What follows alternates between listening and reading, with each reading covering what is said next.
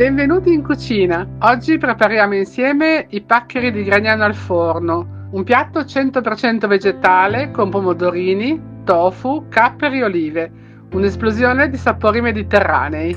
Ho fatto bollire l'acqua, ho messo il sale, adesso buttiamo giù mezzo chilo di pacchero di Gragnano. Facciamo andare giù bene bene. Lo facciamo precuocere 10 minuti. E poi la finiremo in forno. La pasta cuoce, condiamo dei pomodorini, piccadilli, datterini, pacchino, quelli che avete, con del sale, olio extravergine d'oliva, poi gli mettiamo olive nere e capperi.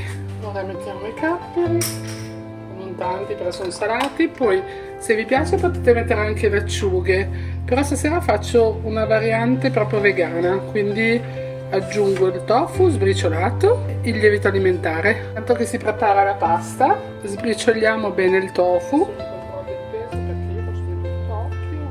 È una classica confezione di tofu biologico da 2 panetti. Ecco qua. Aggiungiamo 2 pinoli anche. Un po' d'olio. Appena è pronta la pasta la mettiamo in mezzo, scogliamo bene, vediamo come va la pasta. Ancora non è fatta, la togliamo via anche a 8 minuti, 10 un po' tanto perché comunque cuoce in 12 minuti, poi gli facciamo finire la cottura al forno. Con la pasta ci siamo, adesso la scogliamo, scolatela pure un bel po' umida, ci vuole dell'acqua di cottura anche all'interno della teglia, perché non si asciughi troppo poi in forno. Ecco qua gli ultimi. Adesso mescoliamo bene.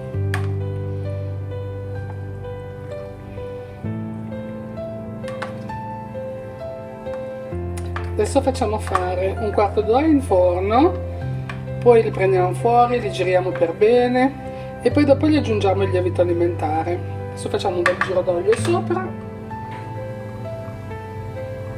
mettiamo in forno e tra 10 minuti tiriamo fuori, giriamo e mettiamo il lievito. Ecco qua. Ora, prima che si cuocia troppo in superficie, i pomodorini stanno facendo anche la loro acqua naturalmente un po', quindi perfetto. Adesso la giriamo un pochino, vediamo.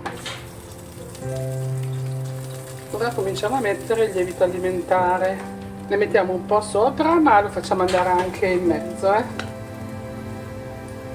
per dare più sapore alla pasta, legarla di più anche, bella abbondante che ci piace. Visto, fate la prova, vedete se sta asciugando molto e aggiungete un altro po' di acqua, ma io direi che così va bene. E adesso mettiamo un bel po' di lievito alimentare sopra che gli fa fare la crosticina e un giro d'olio, ecco, e rimetti in forno. Tiriamo fuori la pasta dal forno. Ah sì, allora direi che ci siamo decisamente, ha fatto anche una bella crosticina, ora la vediamo da vicino. La facciamo sfumare un po', vedete che c'è una bella crosticina anche al bordo, dappertutto, non bruciata, ma grazie al lievito alimentare c'è questa parte croccantina sopra. Facciamo sfumare 5 minuti e poi impiattiamo. Ok, facciamo le porzioni. Eh sì che è croccante.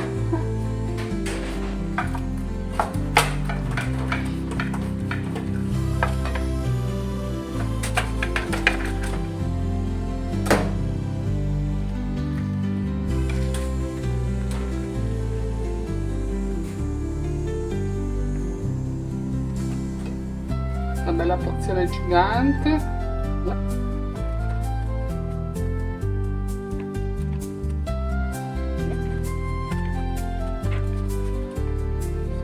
È anche abbastanza legata, da sentire.